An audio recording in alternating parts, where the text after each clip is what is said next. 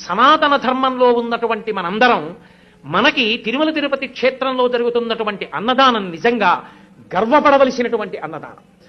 మీరు వెళ్ళి చూడండి, అక్కడ ఇప్పుడు ఒక పెద్ద గోడ ఒకటి ఆ నిర్మాణంలో వచ్చింది. ఆ గోడ మీద ఒక అద్భుతమైనటువంటి చిత్రాన్ని రూపకల్పన చేస్తున్నారు. సలహాలు ఇమ్మని కోరుతూ పుస్తకాలు పెట్టారు. అక్కడ శ్రీశైల క్షేత్రంలో బయలుదేరి త్రిపురాంతకం వచ్చి, త్రిపురాంతకంలో బయలుదేరి మహానంది వచ్చి, మహానందిలో బయలుదేరి అహోబల క్షేత్రం వచ్చి, అహోబల క్షేత్రంలో బయలుదేరి తిరుమల వస్తాయి. ఈ మధ్యలో ఉన్నటువంటి కొండలు పరమ పావనమయ్యా నంది మండలము అది ఎలా ఉంటుందో ఒక ఊహాచిత్రంగా ఊహిస్తే, ఆ కొండల మధ్యలోంచి ఎన్నో కొండలు, ఇన్ని కొండల మధ్యలో ఉన్నటువంటి ఈ క్షేత్రములను, కొండ మీద ఉన్న క్షేత్రాలకి ఉన్న మార్గం ఒక పెద్ద పావు మిలికలతో పడుకున్నట్టుంటుంది. అది వెంకటాచలం దగ్గరికి వచ్చేటప్పటికి పడగలు విప్పి శేషుడవుతుంది. దాని మీద ఆనంద నిలయం ఒక మణి అవుతుంది. ఆ మణిలో పరమేశ్వరుడు వెంకటాచలపతి ఉంటారు. ఒక అద్భుతమైనటువంటి ఊహాచిత్రం. దాన్ని అక్కడ ఉంచారు. అది కొద్ది రోజుల్లో అక్కడ గోడ మీదకి ఎక్కబోతోంది. నాకనిపించింది, శ్రీశైలం అద్భుతమైనటువంటి క్షేత్రం, మల్లికార్జున లింగం అక్కడ. ఆ శ్రీశైల లింగం జీవబ్రహ్మ అభేదాన్ని తెలియచేస్తుంది. అటువంటి లింగస్వరూపంగా మనందరం మొట్టమొదట పరబ్రహ్మంతో కలిసి ఉన్న వాళ్ళమే. ఏ కారణం చేతనో కానీ జారిపోయాం, విడిపోయి జీవుడయ్యాం.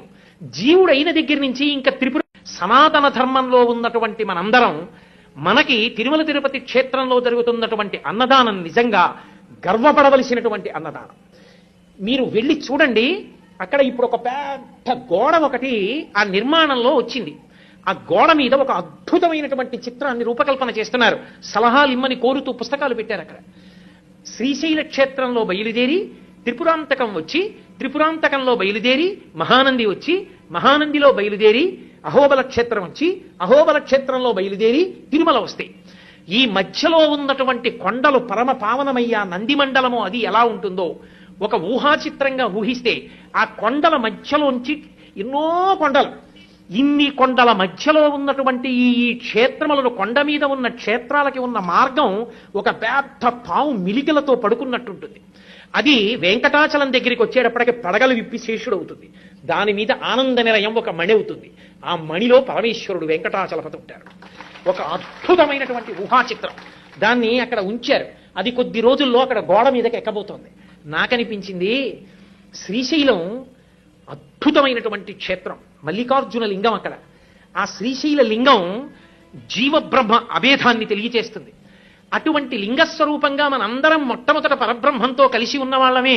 ఏ కారణం చేతనో కానీ జారిపోయాం, విడిపోయి జీవుడయ్యాం. జీవుడైన దగ్గర నుంచి ఇంకా త్రిపుర